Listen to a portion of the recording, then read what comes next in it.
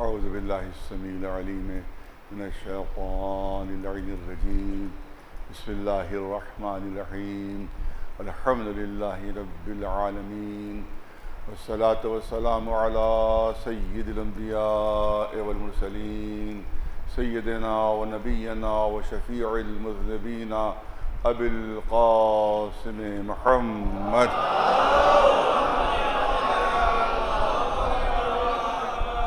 اہل بیتہ الطیبین الطاہرین المعصومین اما بعد فقد قال اللہ سبحانہ تبارک و تعالی فی کتابہ المبین وہو اصدق القائلین ما آتاکم الرسول فخذوہ وما نہاکم عنہ فانتہوا واتقوا اللہ ان اللہ شدید العقاب۔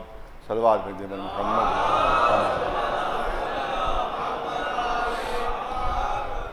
میں نے عرض کیا تھا کہ قرآن مجید کی عجیب و غریب خصوصیت ہے کہ جس آیت کو آپ پڑھیں اور تلاوت کریں تو ایسا لگتا ہے کہ بس یہ مکمل اسلام اسی میں آ گیا ہے اور اب مزید کسی آیت کے پڑھنے کی ضرورت نہیں ہے۔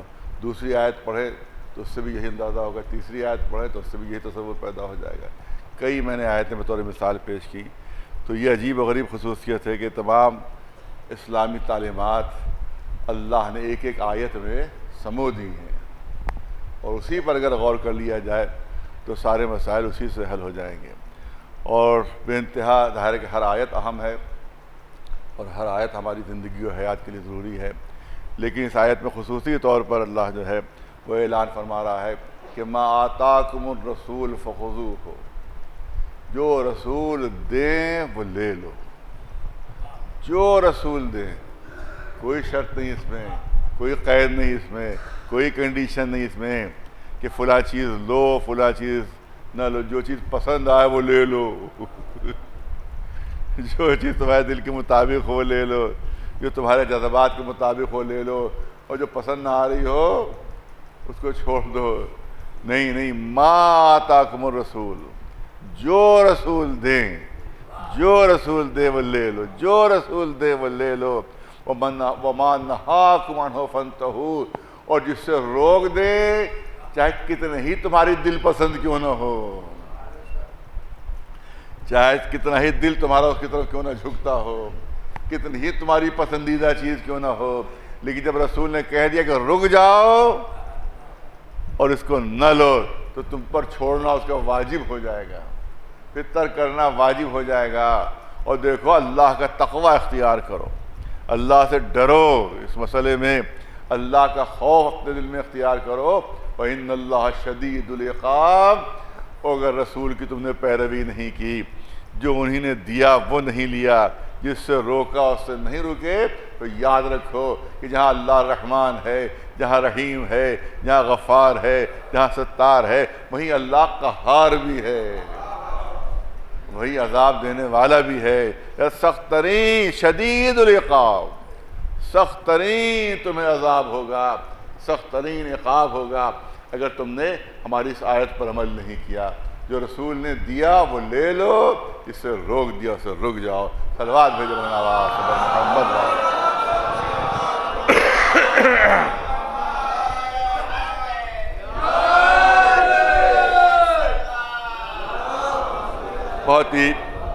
بہت سنجیدہ موضوع اور بہت سی سنجیدہ پہلو اس میں ہیں جو میں کوشش کروں گا کہ آپ کے سامنے جو مجالس رہ گئی ان میں پیش اس کو کیا جا سکے۔ کوشش میری ہوگی کہ آپ کو معلوم ہی ہے کہ آپ مسائل اتنے مسائل ہیں کہ دم لینے کی فرصت نہیں ملتی ہی۔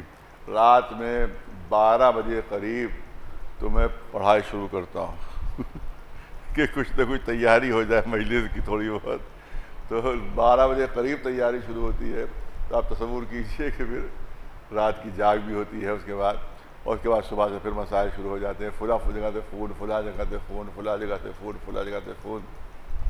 معلوم ہوا کہ وہاں جون پور میں کوئی شاہگنج علاقہ ہے، وہاں بھی پولیس نے بہت زیادہ بدتمیزی کی ہے، اور وہاں بھی انہوں نے شاید تعزیہ جہاں بن رہا تھا اور جہاں سے ہدیہ ہوتا ہے تعزیہ، وہاں کے اوپر انہوں نے جا کر تعزیے کی بے حرمتی کی ہے، تو لہٰذا ہم سختی سے اس کی مذمت کرتے ہیں۔ ہم جب ہر مذہب کا احترام کرتے ہیں، ہمارے یہاں واجب ہے کہ ہر مذہب کا احترام کیا جائے، ہمارے یہاں واجب ہے کہ ہر دھرم کا احترام کیا جائے، اس کا سمان کیا جائے۔ تو جب ہمارے یہاں ہر دھرم کا سمان کرنا واجب ہے تو آپ بھی ہمارے دھرم کا سمان کریں۔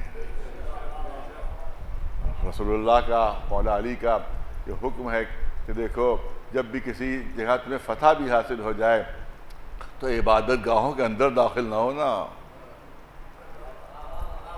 عبادت گاہوں کے اندر داخل نہ ہونا، اور وہاں جو عبادت کرنے والے جو لوگ ہیں، وہ عبادت گزار لوگ، چاہے وہ کسی بھی مذہب کے ہوں، ان کو نہ ستانا، تم ان کو نہ پریشان کرنا۔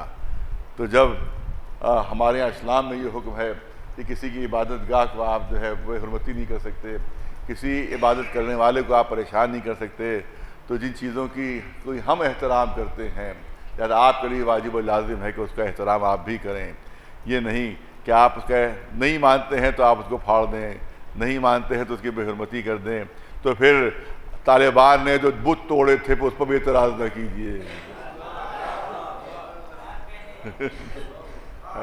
طالبان آپ بہت ہلڑ مچ جاتا ہے، بڑا ہنگامہ مچایا جاتا ہے، ارے صاحب مہاتما بدھ کے بت توڑ ڈالے انہی نے، صاحب جب وہ بے حرمتی کر رہے ہیں تو آپ نے بھی تو ویسی بے حرمتی کی ہے، اگرچہ یہ بت نہیں ہے ہمارے لیے لیکن قابل احترام ہے۔ ظاہر کہ ہم ان کی پوجا نہیں کرتے ہیں دادیوں کی، بلکہ شبیہ ہونے کی حیثیت سے قابل احترام ہے وہ، کیونکہ امام حسین کے روضے کی شبیہ ہوتی ہے وہ، لہذا شبیہ ہونے کی حیثیت سے ہمارے لیے قابل احترام ہے۔ تو جو چیز ہمارے لیے قابل احترام ہے اس کا احترام آپ کریں، جو آپ کے لیے قابل احترام ہے اس کا احترام ہم کرتے ہیں۔ ایک صلوات بھیجے بلند آواز سے محمد۔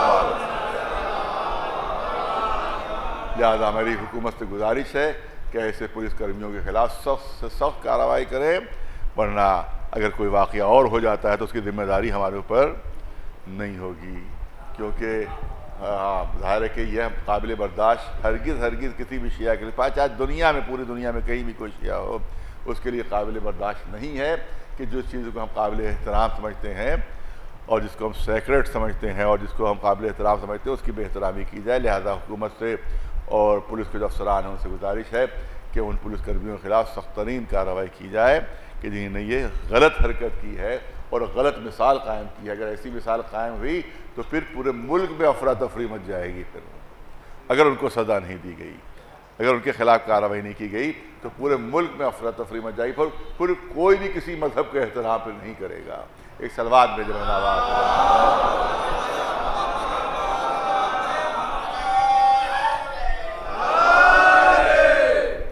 ما آتاکم الرسول فخذوہ، میں ظاہر ہے کہ قرآن مجید کے سلسلے میں تاکید ہے کہ ایک حرف بھی ادھر سے ادھر نہیں ہونا چاہیے اس کا تلاوت کرتے وقت، پڑھتے وقت۔ لہذا میں نے، حالانکہ میرا یہ انداز نہیں ہے لیکن آج میں نے جس سے ملتی جلتی 2-3 آیتیں جو ہیں میں اس کو لکھ کر لایا ہوں تاکہ وہ آپ کے سامنے پڑھوں اور یہ اندازہ آپ کو کہ رسول کی اطاعت کی اللہ نے کتنی اہمیت رکھ دی ہے۔ صلوات بھیجے بلند آواز محمد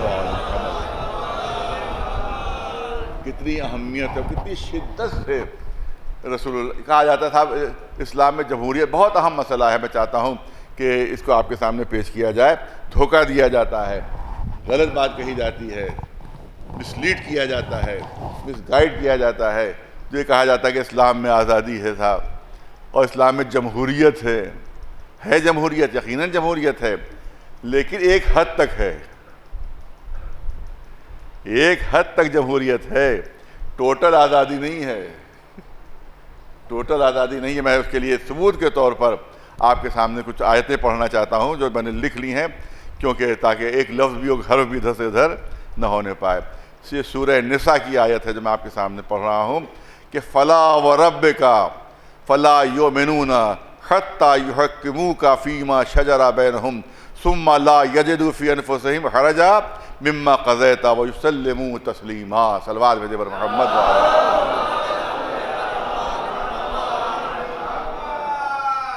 دیکھیے کیا اعلان ہو رہا ہے، فَلَا وَرَبِّكَ، اے رسول آپ کے رب کی قسم۔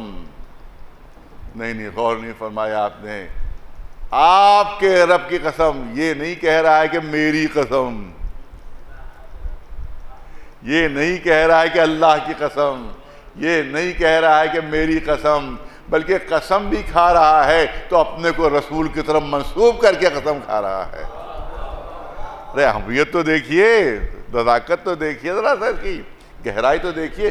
فلا وربک، اے رسول آپ کے رب کی قسم، اللہ فرما رہا ہے کہ آپ کے رب کی قسم، فلا یؤمنون، کوئی اس وقت تک مومن نہیں ہے، کوئی اس وقت تک مومن نہیں ہے، حتی یحکموک فیما شجر بینہم، جب تک اپنے اختلافی مسائل میں آپ کو حاکم نہ مقین کر دے، آپ کو فیصلہ کرنے والا معین نہ کرے۔ اختلافی مسائل میں جس سلسلے میں بھی مسلمانوں کو آپس میں اختلاف ہو، اس وقت تک مومن نہیں ہے کہ جب تک کہ ان مسائل میں آپ کو حکم معین نہ کر دے، آپ کو فیصلہ کرنے والا معین نہ کر دے۔ اور اس کے بعد اگر آپ کوئی فیصلہ کر دیں، اگر آپ کوئی فیصلہ کر دیں تو ہلکے سا شک کا میل بھی دل میں نہ لائے، ہلکا سا شک کا میل بھی دل میں نہ لائے۔ وَيُسَلِّمُوا تَسْلِيمًا، اور اس طرح سے آپ کے فیصلے کے سامنے سر جھکا دے تو سر جھکانے کا حق ہے۔ ایک صلوات بھیجے بر نواز محمد وآلہ۔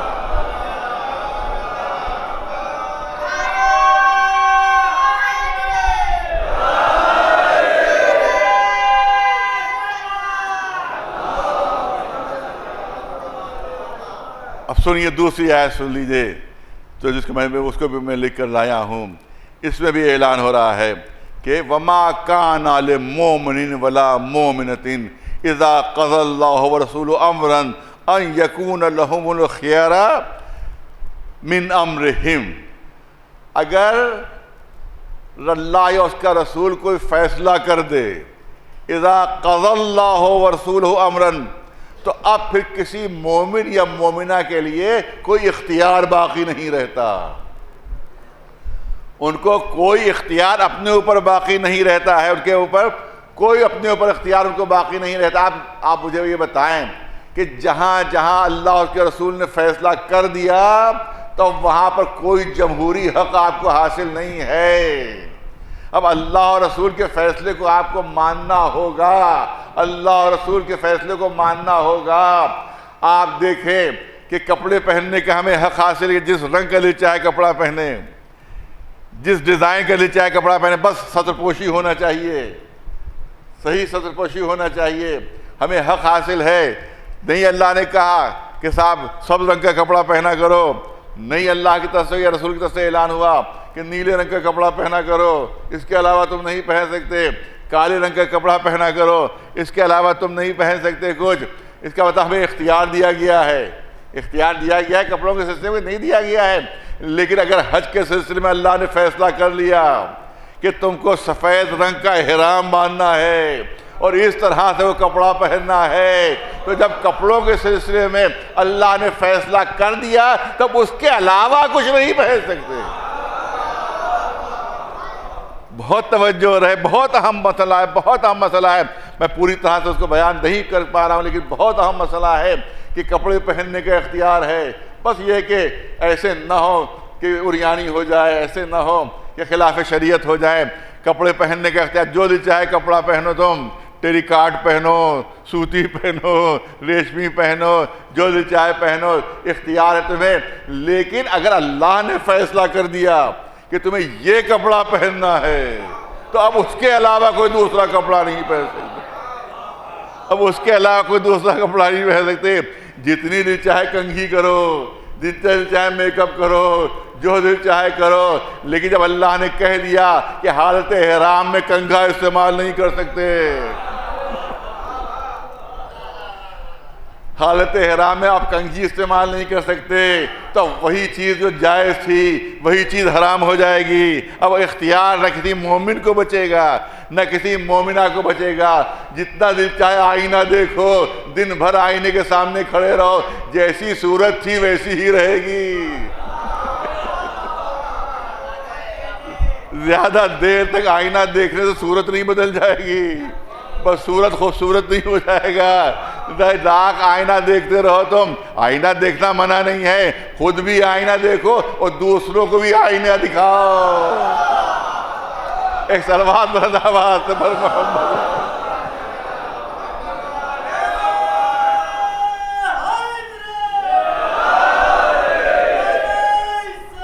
بازاق مجمع ہے، بات سمجھ رہا ہوگا، خود بھی آئینہ دیکھو اور دوسروں کو بھی آئینہ دکھاؤ۔ اور یہاں تک کی حدیث ہے کہ ایک مومن دوسرے مومن کا آئینہ ہے۔ ایک صلوات بھیج دے ورنہ آواز۔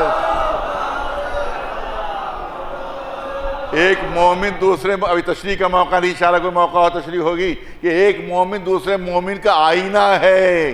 یہ رسول اللہ کا ارشاد ہے۔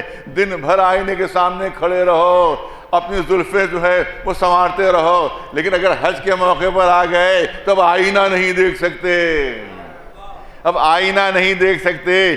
جو دل چاہے کھاؤ پیو، جتنی طیبات ہیں سب تمہارے لیے جائز ہیں، خبیث چیزیں حرام ہیں لیکن طیبات جائز ہیں۔ چاہے پلاؤ کھاؤ، چاہے متنجن کھاؤ، چاہے جو دل چاہے کھاؤ، لیکن اگر اللہ نے منع کر دیا ماہ رمضان میں تو پھر اب نظر اٹھا کر بھی نہ دیکھنا، اب نظر اٹھا کر بھی نہ دیکھنا۔ تو اس کا مطلب یہ ہے کہ ہر چیز کا اختیار دیا ہے، مگر وہاں تک کہ جہاں تک اللہ اور رسول کا فیصلہ نہ ہو، جہاں تک اللہ اور رسول کا فیصلہ نہ ہو بس وہیں تک اختیار ہے۔ لیکن ادھر اللہ اور رسول کا فیصلہ ہوا، ادھر اختیار ختم ہوا۔ توجہ رہے، توجہ رہے۔ ادھر اللہ اور رسول نے فیصلہ کر دیا، ادھر اختیار ختم ہو گیا، اب اختیار کوئی نہیں ہے۔ اگر مومن ہو، توجہ رہے، شرط ایمان یہ ہے، شرط ایمان یہ ہے کہ اگر اللہ اور رسول نے فیصلہ کر دیا تو فیصلے کے سامنے سر جھکا دو، اب تمہیں کوئی اختیار نہیں ہے۔ ارے جس کے سے دل چاہے دوستی رکھو، جس سے دل چاہے دوستی رکھو، لیکن جب میدان غدیر میں اللہ اور رسول کی طرف سے اعلان ہو گیا کہ علی مولا ہے تو اب اختیار تمہارا ختم ہو گیا ہے، اب علی کو مولا ماننا واجب ہو جائے گا۔ ایک صلوات بھیجے بلند آواز سے پر محمد والے۔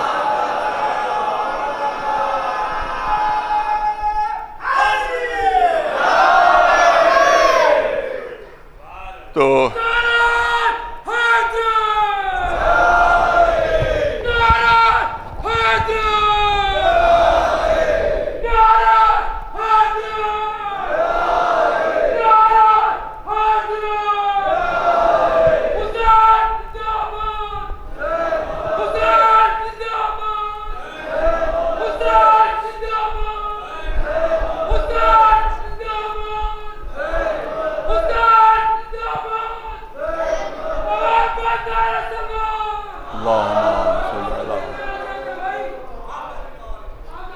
اب یہ موضوع ہے کہ اطاعت رسول اور مسلمانوں نے کہاں کہاں تک رسول اللہ کی اطاعت کی، جبکہ قرآن مسلسل اعلان کر رہا ہے کہ ان کی اطاعت کرو، ان کی اطاعت کرو، ان کی اطاعت کرو۔ اب ہم کو یہ دیکھنا ہے کہ کہاں کہاں اطاعت ہو رہی ہے اور کہاں کہاں اطاعت کے خلاف ورزی ہو رہی ہے۔ آپ ابتدا سے لے کر انتہا دیکھ لیں، صاحبان ذوق ہیں۔ ایک پہلو عرض کرنا چاہتا ہوں، آپ دیکھیں کہ شریعتوں میں اختلاف ہے۔ شریعتوں میں جناب آدم کے زمانے میں تو کوئی کامل شریعت نہیں تھی، بلکہ چند مختصر احکام تھے۔ اسی موضوع کے تحت گفتگو کر رہا ہوں۔ مختصر احکام تھے۔ جناب نوح کے زمانے میں مکمل شریعت آئی۔ پہلے صاحب شریعت جو رسول ہیں وہ جناب نوح ہیں۔ جناب آدم کے زمانے میں بہت مختصر احکام تھے، لہذا جو جناب نوح کے زمانے میں اگر کسی کا انتقال ہو گیا، جناب آدم کے زمانے میں کسی کا انتقال ہو گیا اور وہ جناب نوح تک نہیں پہنچا، جب جناب نوح کی شریعت آئی ہے تو دنیا سے رخصت ہو چکا تھا، تو بڑا آسانی سے وہ چھوٹ جائے گا، کیونکہ چھوٹے موٹے احکام تھے جس پر اس نے عمل کیا۔ لیکن اگر جناب نوح کی شریعت آنے تک وہ زندہ رہ گیا، جناب نوح کی جب شریعت آئی ہے، جب اس وقت تک زندہ رہ گیا تو اب جو نوح کی شریعت کے احکام ہے اس کو تو ماننا ہی ماننا ہے۔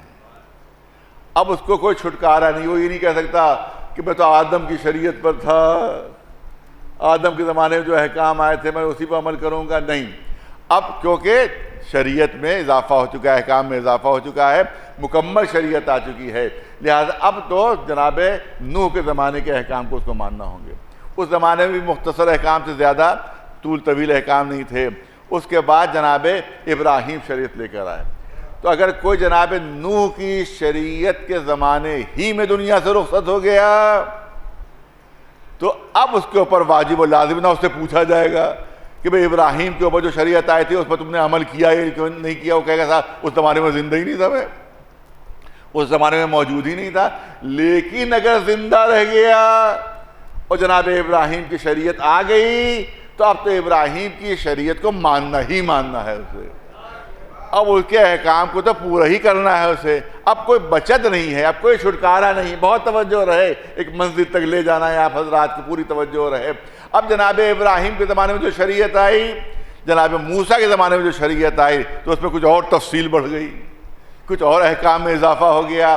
تو لہذا اگر کوئی جناب ابراہیم کی شریعت تک زندہ رہا اور موسیٰ کے آنے تک دنیا سے رخصت ہو گیا تو جو موسیٰ کے اوپر احکام آئے جناب موسیٰ پر، ان سے وہ بچ جائے گا۔ وہ اب اس سے سوال نہیں ہوگا، اس سے نہیں پوچھا جائے گا کہ جناب موسیٰ کے اوپر جو احکام آئے تھے تم نے عمل کیا کہ نہیں کیا، اور اگر پوچھ بھی لیا تو کہے گا پالنے والے تو نے زندہ رکھا ہوتا تو عمل کرتا، میں تو مر چکا، تو نے مجھے بلا لیا اپنی بارگاہ میں، لہذا اگر میں نے عمل نہیں کیا تو ظاہر کہ اس میں میری مجبوری، کیونکہ میں تو دنیا ہی سے رخصت ہو گیا۔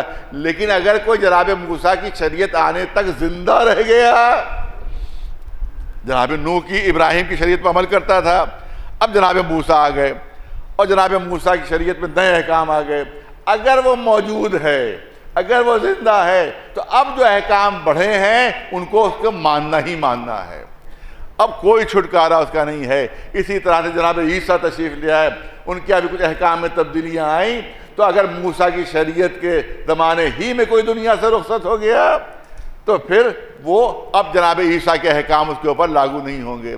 لیکن جناب عیسیٰ کی شریعت کے آنے تک اگر وہ زندہ ہے تو اب تو جناب عیسیٰ کی شریعت کو اسے ماننا پڑے گا۔ اسی طرح سے اب آخری رسول محمد مصطفیٰ صلی اللہ علیہ وسلم تشریف لے آئے۔ اچھا یہاں بھی بہت توجہ رہے، یہاں بھی احکام رفتہ رفتہ آئے، ایک دم سے سارے احکام نہیں آئے تھے۔ شروع میں رسول اللہ نے 3 سال تک صرف اتنا ہی کہا تھا، قولوا لا الہ الا اللہ تفلحوا، لا الہ الا اللہ کہو نجات مل جائے گی، لا الہ الا اللہ کہو نجات مل جائے گی۔ نہ نماز کا حکم تھا، نہ روزے کا حکم تھا، نہ حج کا حکم تھا، نہ جہاد کا حکم تھا، نہ خمس کا حکم تھا، نہ جہاد تھا، زکوٰۃ کا حکم تھا۔ تو وہ لوگ جو اسی زمانے میں دنیا سے رخصت ہو گئے بڑی آسانی سے چھوٹ گئے، بڑے مزے میں رہے ہو، کیونکہ نماز کا حکم آیا نہیں تھا، روزے کا حکم آیا نہیں تھا، حج کا حکم آیا نہیں تھا، صرف اتنا تھا کہ لا الہ الا اللہ کہہ دو نجات مل گئی، جنت میں مل گئی، میں جنت کا ضامن ہوں۔ اس کے بعد نماز کا حکم آیا، تو اگر نماز کے حکم کے آنے کے وقت زندہ ہے، حیات ہے، تب تو نماز پڑھنا ہے اسے۔ اب خالی لا الہ الا اللہ کہنا کافی نہیں ہے، بلکہ اب تو نماز بھی اس کو پڑھنا ہوگی۔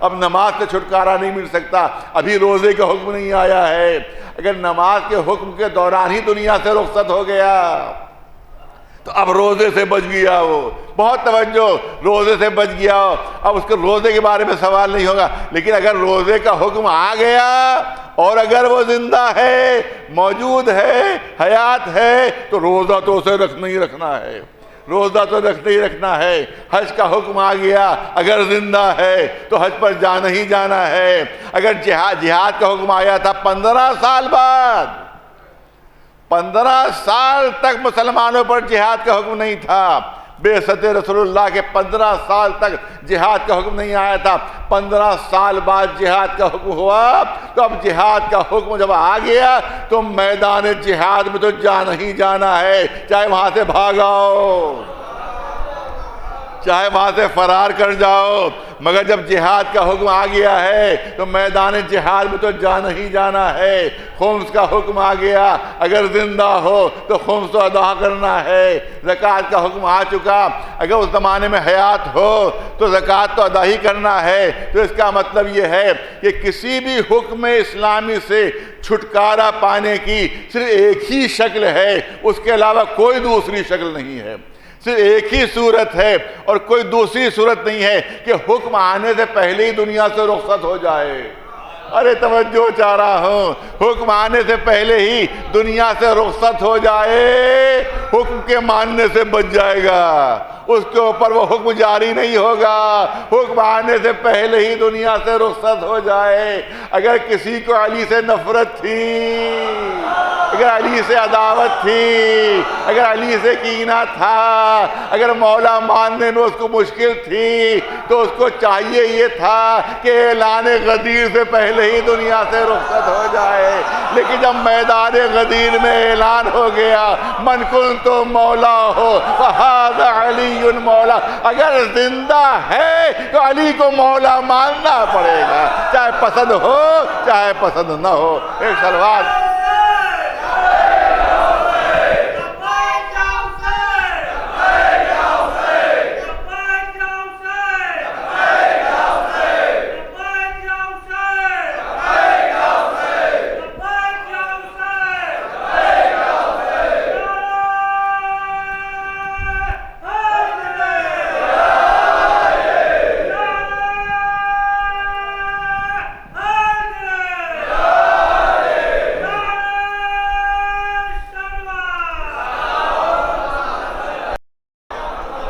کیونکہ اللہ اعلان کر چکا ہے کہ دیکھو جو رسول دیں وہ لے لو، جو رسول دیں وہ لے لو، اور جس سے منع کر دیں اس سے رک جاؤ. جب اعلان غدیر ہو گیا تو اب تو مولا ماننا واجب و لازم ہو جائے گا، چاہے علی کی دل میں دشمنی کیوں نہ ہو، زبان پر بخن بخن ہوگا. ایک سلوات بھیجے آواز پر محمد، ایک سلوات بلند آواز پر محمد و آل محمد.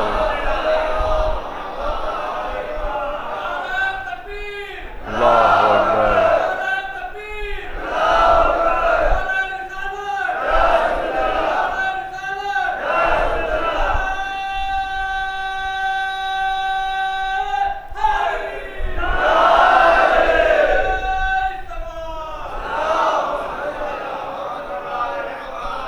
3 سال تک خفیہ طریقے سے تبلیغ ہوتی رہی رسول کی طرف سے.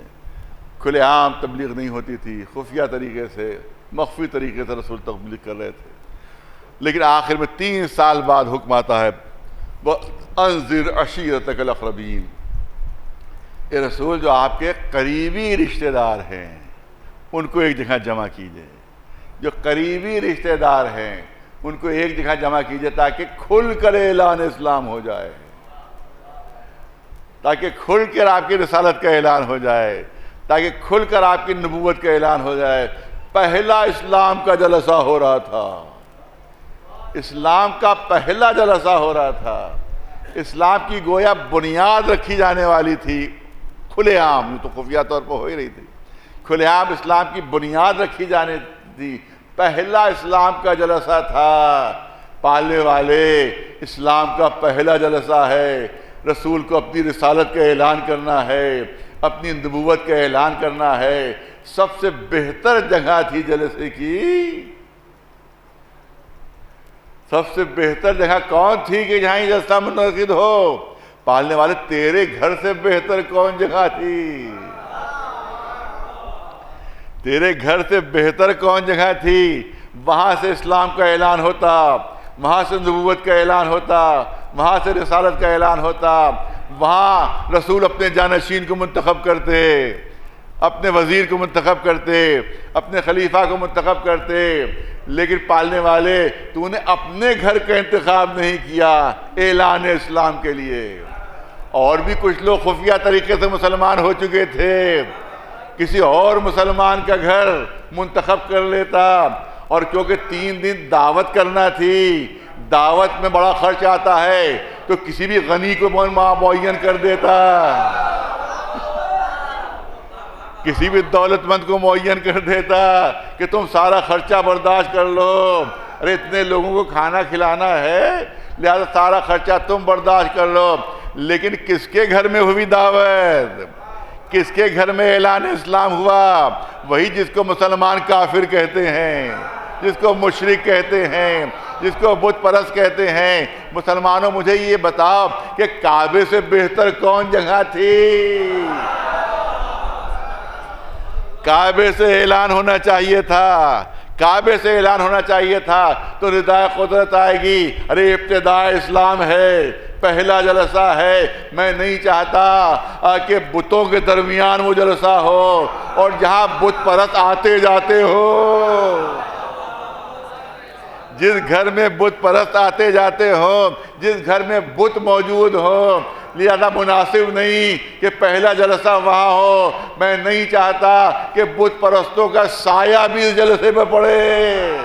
ارے توجہ ہے، بت پرستوں کا سایہ بھی اس جلسے پر پڑے، لہذا جناب ابو طالب کا گھر منتخب کیا گیا، جناب ابو طالب کا گھر منتخب کیا گیا۔ کعبے کو چھوڑ کر ابو طالب کا گھر منتخب کرنا خود اس بات کی دلیل ہے کہ نہ گھر میں کوئی بت تھا نہ کوئی بت پرست تھا۔ ایک صلوات بھیجے برادر محمد و آل محمد۔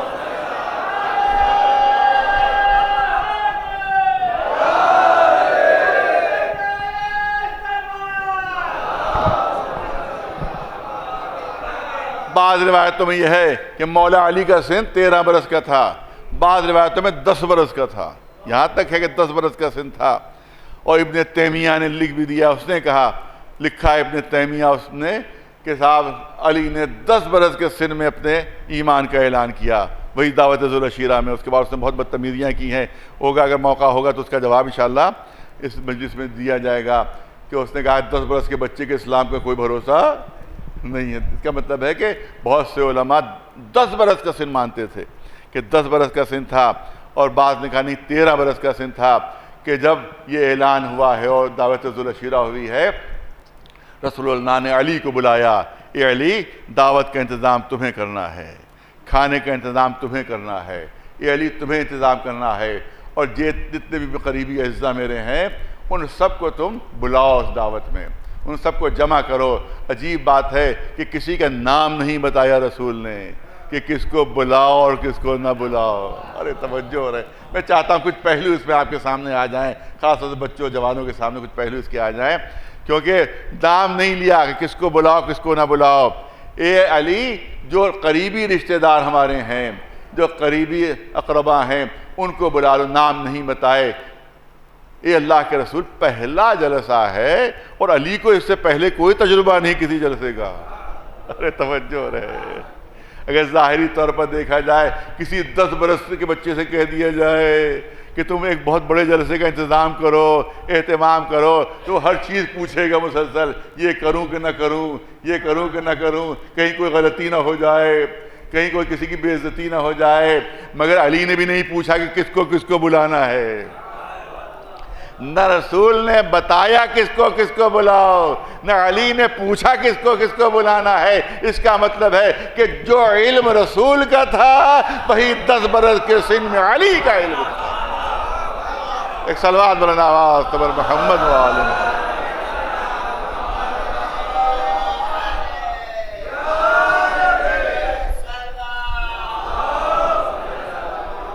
اب پتہ نہیں اس پہلو پر کسی نے غور کیا یا نہیں غور کیا ہے، لیکن میں توجہ دلانا چاہتا ہوں کہ 40 آدمی جمع ہوئے، 40 آدمیوں کے کھانے کا انتظام مولا علی نے کیا۔ کہیں بھی یہ بتا دیجئے کہ رسول اللہ نے اپنے جیب سے پیسے نکال کر دیے ہوں۔ ارے بہت توجہ چاہوں گا، لو علی یہ رقم لے لو، یہ درہم لے لو، اس سے کھانے کا انتظام کر دینا۔ کہیں ملا روایت میں، کہیں ملا کسی حدیث میں، کہیں ملا کسی تاریخ میں کہ علی لو یہ پیسے لو، یہ درہم لو، یہ دینار لو، اس سے کھانے کا انتظام کرو۔ کیا رسول کو معلوم نہیں تھا کہ مال خرچ ہوگا؟ کیا رسول کو علم نہیں تھا کہ جب کھانا پکے گا تو کچھ نہ کچھ تو خرچ ہوگا؟ کہیں نہیں ملا، بہت توجہ، کہیں نہیں ملا کہ رسول نے اپنی جیب سے رقم دی ہو، یا یہ کہا گیا ہو کہ جاؤ میری زوجہ جو ہے خدیجہ، بہت دولت ہے ان کے پاس، جاؤ ان سے پیسے لے لو، ان سے رقم لے لو، اور کچھ غنی بھی تھے انہی کے پاس بھیج دیا ہوتا کہ جاؤ ان سے رقم لے لو۔ اور مولا علی برسر روزگار نہیں تھے، 10 برس کا سن تھا، 10 برس کے بچے کے پاس بھی اپنی رقم نہیں ہو سکتی، کیونکہ اس وقت تک کوئی ان کی نہ مزدوری کر رہے تھے نہ کوئی کاروبار کر رہے تھے، تو خود علی کے پاس بھی پیسے نہیں تھے، نہ علی کے پاس پیسے تھے، نہ رسول نے دیے، نہ خدیجہ سے لیے، نہ کسی اور مسلمان سے لیے۔ تو یہ بتاؤ کہ دعوت میں مال کس کا خرچ ہو رہا ہے؟ دعوت میں رقم کس کی خرچ ہو رہی ہے؟ یہ دعوت میں مال کس کا خرچ ہو رہا ہے؟ اس کا مطلب اور توجہ، جہاں جہاں آواز جا رہی ہے، جہاں جہاں ٹی وی کے ذریعے سے آواز پہنچے گی، میں ان تک یہ بات پہنچانا چاہتا ہوں کہ نہ علی کے پاس پیسے سے رقم تھی، نہ رسول نے دیے، نہ جناب خدیجہ نے دیے، نہ کسی اور مسلمان کی رقم خرچ ہوئی، بلکہ مگر خرچ تو ہوئے تھے پیسے، مال تو خرچ ہوا تھا۔ تو اب بتاؤ کس کا مال خرچ ہو رہا ہے دعوت ذوالشیرہ میں؟ کس کی رقم خرچ ہو رہی ہے دعوت ذوالشیرہ میں؟ پھر ایک ہی شخصیت باقی رہ گئی، وہ ہے جناب ابو طالب۔ اس کا مطلب یہ ہے کہ گھر بھی ابو طالب کا تھا، مال بھی ابو طالب کا تھا، رسول اللہ جو اعلان کرنے والے ہیں وہ بھی ابو طالب کے آغوش کے پروردہ تھے، اور جو انتظار کر رہا ہے وہ بیٹا بھی ابو طالب کا ہے۔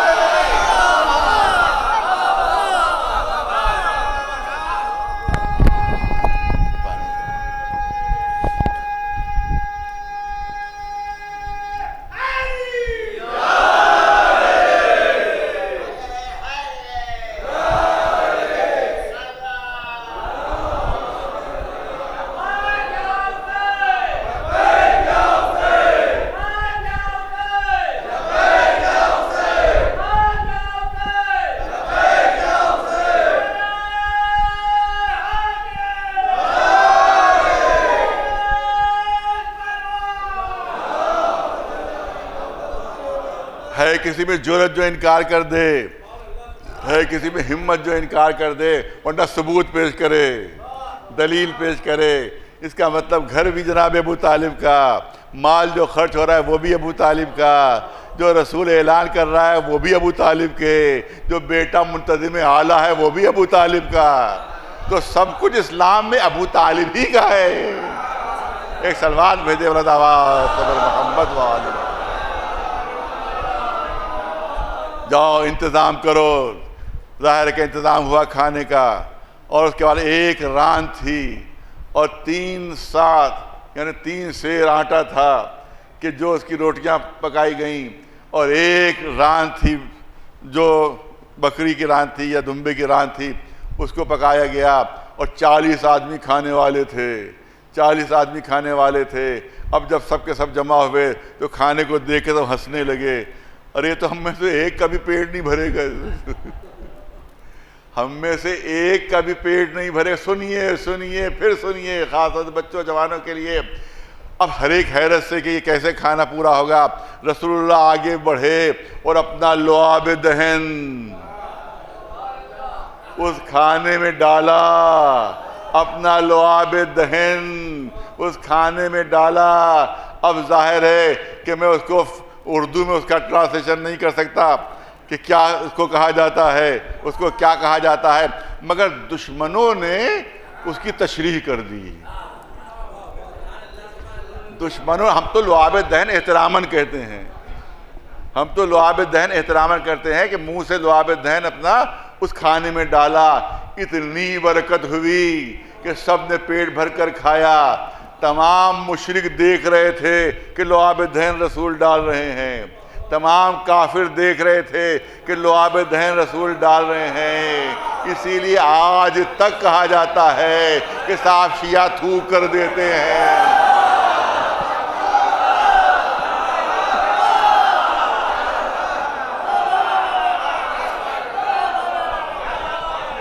آج تک کہا جاتا ہے شیعہ تھوک کر دیتے ہیں۔ یہ اسی واقعے کی یاد دلائی جاتی ہے جو واقعہ ذوالشیرہ میں ہوا تھا۔ انہی مشرکوں سے یہ روایت ان تک پہنچی ہے۔ ایک صلوات بھیجے بلند آواز سے۔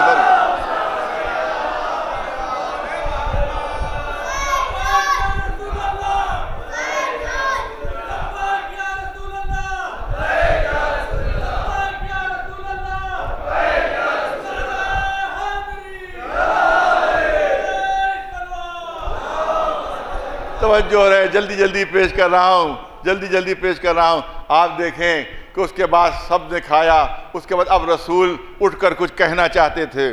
تاریخ طبری، تاریخ خمیس، تاریخ ابو الفدا، جتنی بھی تاریخیں سب میں دیکھ لیجئے، سارا واقعہ تفصیل سے موجود ہے، سارا واقعہ تفصیل سے موجود ہے۔ اور ایسے واقعات ہیں کہ مسلمانوں نے منع کر دیا ہے اپنے بچوں کو، دیکھو تاریخ نہ پڑھنا،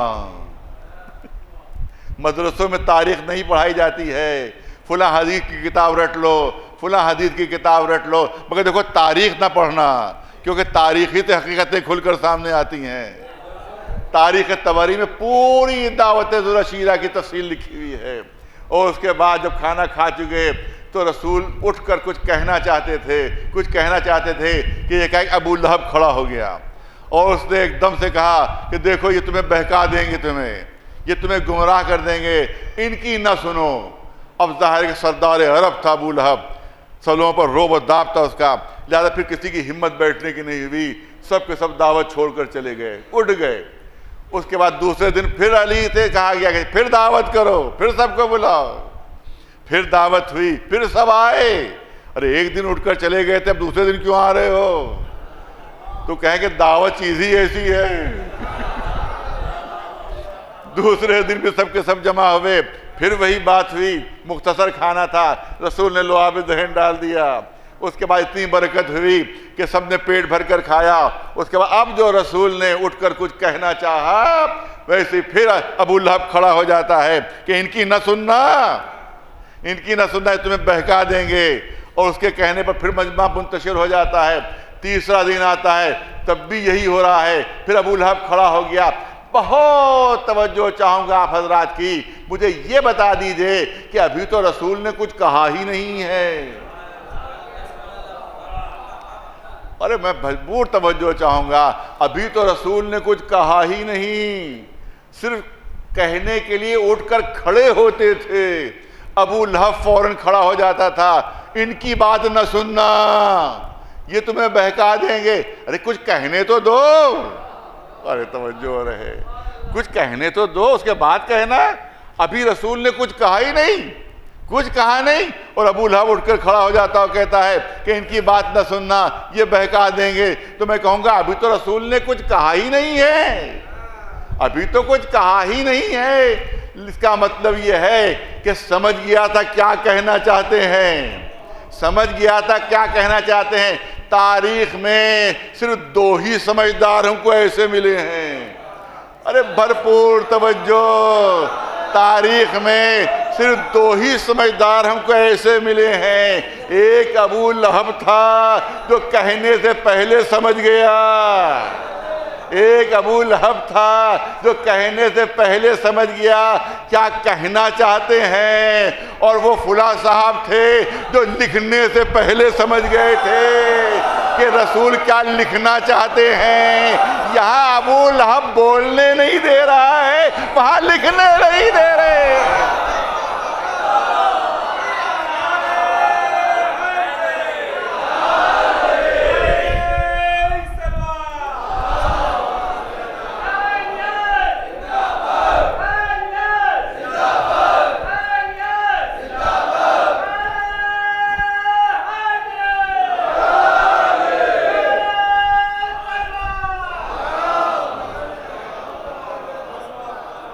اب چوتھا دن آ جاتا ہے، پھر دعوت ہوتی ہے، پھر جمع ہوتے ہیں، پھر جیسے ہی رسول اللہ کچھ کہنے کے لیے بلند ہوتے ہیں، اب ابو لہب چاہتا تھا کہ اٹھ کر کھڑا ہو۔ اب ایک شخصیت آ جاتی ہے درمیان میں، اور ابو لہب کو ڈانٹ کر کہتی ہے، وہ شخصیت ڈانٹ کر کہتی ہے کہ اسکت یا آور، کس میں ہمت تھی جو ابو لہب کو اس طرح سے خطاب کر سکے، جو سردار عرب ہے ابو لہب، کس میں ہمت تھی جو ابو لہب کو اس طرح خطاب کرے۔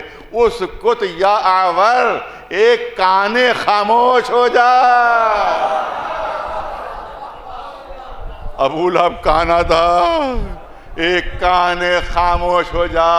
انتا انتا و ہاذا ہاذا، ارے اپنی اوقات دیکھ اور میرے بھتیجے کی شان پہچان، اپنی اوقات دیکھ اور میرے بھتیجے کی شان پہچان، اور پھر رسول کے قریب کی طرف مڑے، رسول کی طرف مڑے.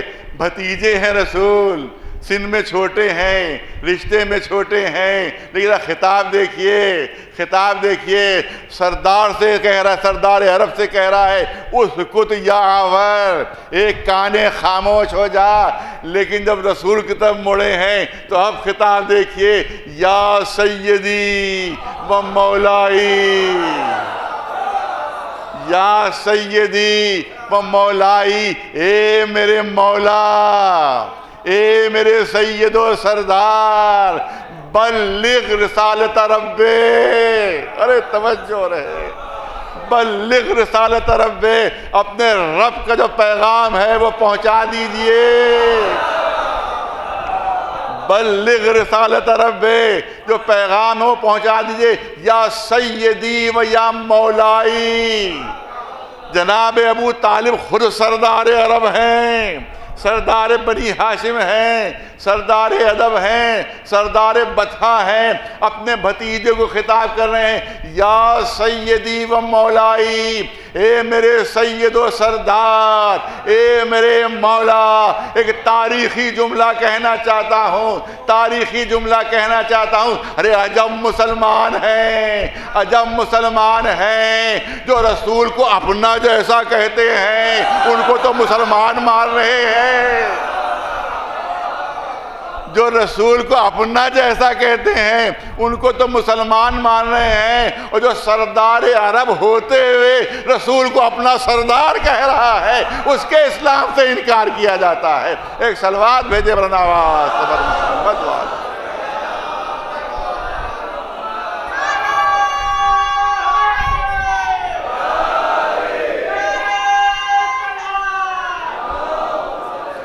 اس کے بعد بات ختم ہو رہی ہے. تلوار نکالی جناب ابو طالب نے اور تلوار رکھی سامنے کہ کسی کو جانے نہیں دوں گا، کسی کو جانے نہیں دوں گا جب تک میرے بھتیجے کی بات مکمل نہیں ہو جاتی. کوئی اٹھ نہ سکے گا یہاں سے، کوئی ہمت نہ کرے جانے کی، اس وقت تک جانے نہیں دوں گا جب تک کہ میرے بھتیجے کی بات مکمل نہیں ہو جاتی. اللہ کسی کا احسان نہیں رکھتا اپنے اوپر، اللہ کسی کا احسان نہیں رکھتا اپنے اوپر. اے ابو طالب، ہم آپ کا احسان اتار دیں گے. آپ نے ہاذا کہہ کر ہمارے رسول سے خطاب کیا ہے، ہاذا کہہ کر پہچنوایا ہے، لہذا اسی ہاذا کے ذریعے سے آپ کے بیٹے کا بھی تعارف ہوگا. جس طرح سے آپ نے مجمع کو روکا ہے اسی طرح سے رسول بھی اس مجمع کو روکیں گے، اور جس طرح سے بلغ کا لفظ آپ نے استعمال کیا ہے یہی لفظ اللہ بھی استعمال کرے گا. بلغ ما انزل الیک من ربک، آپ نے بلغ کا لفظ استعمال کیا ہے، بلغ کا لفظ جو ہے وہ ہم بھی استعمال کریں گے. اور دیکھیے دیکھیے آپ نے ان کو مولا کہا ہے. اے رسول، اس وقت تک ہم آپ کو حج سے واپس نہیں ہونے دیں گے جب تک علی کی مولائیت کا اعلان نہ کر دیجیے گا. من کنت مولا ہو فہذا علی مولا. ایک صلوات بھیج دے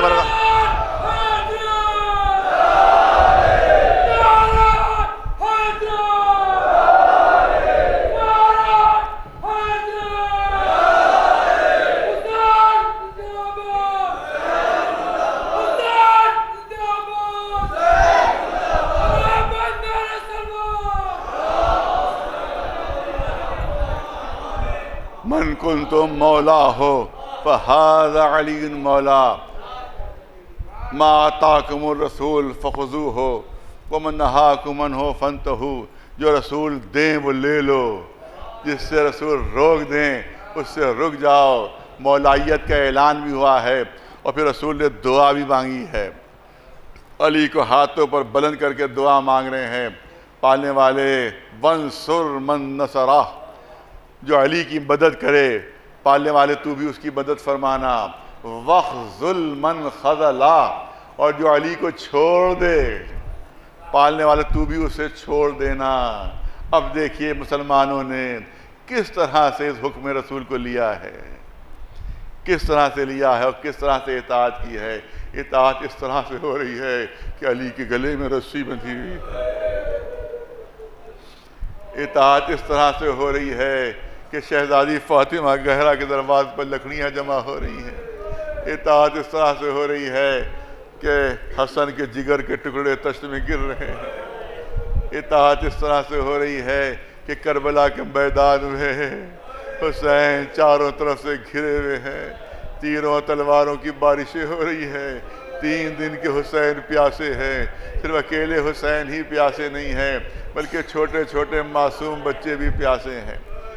ظاہر ہے کہ 72 شہید ہیں، کس کا تذکرہ ہو کس کا تذکرہ نہ ہو، لہذا میں وہ انداز اختیار کرتا ہوں جو والد مرحوم نے انداز اختیار فرمایا تھا۔ لہذا وہ ایک شہید کا تذکرہ کیا کرتے تھے آج، وہ شہید کہ جس کا پہلے اسلام سے تعلق نہیں تھا، عیسائی مذہب سے تعلق رکھتے تھے، وہ عیسائی مذہب سے تعلق رکھتے تھے۔ ان کا نام تھا وہب، ان کی والدہ وہ تھے اور صرف 17 دن شادی کو ہوئے تھے، صرف 17 دن شادی کو ہوئے تھے۔ اتفاق سے یہ چھوٹا سا قافلہ، عیسائی قافلہ، یہ کرسچین قافلہ جو تھا کربلا کی طرف سے گزر رہا تھا، دیکھا کوئی مظلوم ہے جو فریاد کر رہا، کوئی ہے جو میری مدد کرے، کوئی ہے جو میری نصرت کرے۔ جیسے ہی ماں نے یہ آواز سنی اپنے بیٹے سے کہا، دیکھو یہ کون مظلوم ہے جو اس طرح سے فریاد کر رہا ہے کہ کوئی ہے جو میری مدد کرے، کوئی ہے جو میری نصرت کرے۔ بیٹا آتا ہے، معلومات کرتا ہے تو پتہ چلا نواز رسول ہے جس کو خود مسلمانوں نے گھیر لیا ہے اور اس پر ظلم و ستم کر رہے ہیں۔ وہ 3 دن کا بھوکا پیاسا بھی ہے، اس کے بچے بھی پیاسے ہیں۔ ماں کہتی ہے جاؤ اور جا کر مدد کرو، اس کی جاؤ جا کر مدد کرو اور مجھے بھی لے چلو۔ ماں آتی ہے، بیٹا آتا ہے، زوجہ آتی ہے، سب کے سب امام حسین کے ہاتھوں پر کلمہ پڑھتے ہیں۔ اس کے بعد ماں کہتی ہے کہ جاؤ اور جا کر نصرت کرو۔ میدان جنگ میں جاتا ہے، جیسے ہی جانے لگتا ہے 17 دن کا صرف شادی ہوئی ہے، صرف 17 دن ہوئے شادی کو، تو بیوی دامن تھام لیتی ہے کہ مجھے کس پر چھوڑ کر جا رہے ہو، مجھے کس پر چھوڑ کر جا رہے ہو۔ جیسے ہی ماں نے منظر دیکھا کہ دیکھو بیوی کی باتوں میں نہ آنا، میں دودھ نہ بخشوں گی جب تک کہ تم اپنی جان نچھاور نہ کر دو گے۔ جھٹکا دے کر دامن چھڑایا، میدان جنگ میں جاتے ہیں، وہاں جا کر حملہ کرتے ہیں اور اس کے بعد ان کے ہاتھ کے اوپر تلوار کا وار پڑتا ہے اور ساری انگلیاں ہاتھ کی کٹ جاتی ہیں اور ہاتھ سے خون کی دھاریں بہ رہی تھیں۔ کے پاس آئے، مادر گرامی اب تو آپ راضی ہو گئی، دیکھیے کیسے ہاتھ سے خون کی دھاریں بہ رہی ہیں۔ کہا نہیں ابھی راضی نہیں ہوئی ہے، ارے جب تک تیرا گلا کٹتا ہوا نہیں دیکھا اس وقت تک راضی نہ ہوں گی، جب تک تیرا گلا نہ کٹ جائے، جب تک تیری جان نشاور نہ ہو جائے اس وقت تک راضی نہیں ہوگی۔ اس کے بعد پھر میدان میں چلے زبردست جنگ کی۔ اس کے بعد اب کہا جاتا ہے کہ یہ آیت وہی زوجہ جو روک رہی تھی، وہی زوجہ جس نے دامن پکڑا تھا، یہ کہا کہ وہ باہر آتی ہے اور ایک عمود خیمہ لے کر، ایک لکڑی جس سے خیمے باندھے جاتے ہیں اس کو لے کر آئی اور میدان جنگ میں دشمنوں سے مقابلہ کرنے لگی۔ تو وہاب نے کہا کہ ابھی تو تم مجھے روک رہی تھی، اب خود میدان میں لڑنے کیوں آ گئی؟ کہا ابھی آقا حسین نے اتنی مظلومیت سے آواز دی، مجھ سے برداشت نہیں ہو سکا، لہذا میں خود میدان میں نکل آئی۔ اب ظاہر ہے کہ ایک ہاتھ میں تلوار تھی اور ایک ہاتھ کی انگلیاں کٹ چکی تھیں، لہذا کہا کہ واپس چلی جاؤ، میری غیرت گوارا نہیں کر رہی کہ تم خیمے سے باہر نکل آئی۔ کہا نہیں میں بھی اپنی جان نچھاور کروں گی، اب ہاتھ سے ظاہر ہے کہ ہاتھ سے پکڑ نہیں سکتے تھے اس کا دامن، ایک ہاتھ میں تلوار تھی۔ روایت کہتی ہے کہ دانتوں سے اس کی ابا کا دامن پکڑا اور چاہتے تھے کھینچ کر خیمے تک لے جائیں، لیکن اس نے زور کیا اور دانتوں سے ابا کا دامن چھوٹ گیا۔ تو اب ہم نے رک کر کے مولا علی رسول امام حسین سے فریاد کی، اے آقا آپ ہمارے پردے کے رکھوالے، میری غیرت گوارا نہیں کر رہی ہے کہ میری زوجہ خیمے سے باہر نکل آئے، اس کو واپس بلا لیجئے۔ امام نے حکم دیا واپس آ جاؤ۔ مردوں سے جہاد ساقط ہے۔ ہاں عزاداروں، وہب زخمی ہو کر گرے، مگر یہاں پر روایت کہتی ہے کہ اس زوجہ نے کہا تھا آقا ایک شرط میں خیمے میں واپس جاؤں گی کہ وہب یہ وعدہ کریں کہ میرے بغیر جنت میں داخل نہیں ہوں گے۔ وہب وعدہ کر لیں کہ میرے بغیر جنت میں داخل نہیں ہوں گے۔ حسین کہتے ہیں مالک جنت کی حیثیت سے میں ضمانت لیتا ہوں کہ جب تک تم نہیں پہنچو گی وہب جنت میں داخل نہیں ہوں گے۔ عزاداروں، وہب زخمی ہو کر گرے، پھر یہ طلب کر باہر نکلی۔ شبر کا ایک غلام تھا سالم، اس نے ایک بھرپور گر اس مومنہ کے سر پر مارا۔ میں کہوں گا اے وہب تمہیں زیادہ دیر انتظار نہیں کرنا پڑا، تھوڑی ہی دیر میں یہ مومنہ شہید ہو جاتی ہے اور جنت میں جا کر وہب سے مل جاتی ہے۔ بس آخری جملے سنیے۔ ماں در خیمہ سے پورا منظر دیکھ رہی تھی۔ تاریخ کربلا میں صرف 2 مائیں ایسی ملتی ہیں کہ جن کے سامنے ان کے بیٹوں کو ذبح کیا گیا۔ ایک تو بیوہ مسلم ابن اوسجہ ہیں کہ جن کے سامنے ان کے بیٹے کو ذبح کیا گیا۔ ایک مادر وہب ہے کہ جن کے سامنے ان کے بیٹے کو ذبح کیا گیا۔ ماں دیکھ رہی تھی، قاتل خنجر لے کر آگے بڑھتا ہے، ماں کی نگاہوں کے سامنے وہب کے گلے پر خنجر چلتا ہے، سر کٹتا ہے۔ اب ظلم کی انتہا یہ ہے کہ قاتل نے وہ سر ماں کی طرف اچھال دیا۔ ارے اب تک تو صبر ہوا تھا مگر اب صبر نہ ہو سکا۔ ماں آگے بڑھتی ہے، بیٹے کا سر اٹھا کر اپنے سینے سے لگاتی ہے، پیشانی کا بوسہ دیتی ہے، رخساروں کو چومتی ہے، مگر روایت کہتی ہے پھر قاتل کی طرف سر کو اچھال دیا کہ ہم جو راہ خدا میں دے دیتے ہیں وہ واپس نہیں لیتے۔ اے مادر وہب، آپ کا صبر مثالی ہے، مگر کم از کم آپ کو اتنا موقع تو مل گیا کہ اپنے لال کا سر اپنے سینے سے بھی لگا لیا، پیشانی کو بوسہ بھی دے دیا، رخساروں کو بھی چوم لیا۔ ارے یہ دیکھ لیجئے کہ ام لیلا یہ منظر تو نہیں دیکھ رہی ہے، کیا اس ماں کے دل میں یہ حسرت نہ ہوگی کہ سر علی اکبر مجھے بھی مل جائے؟ لیکن کربلا سے کوفے سے شام، علی اکبر کا سر نوکے نیزہ پر۔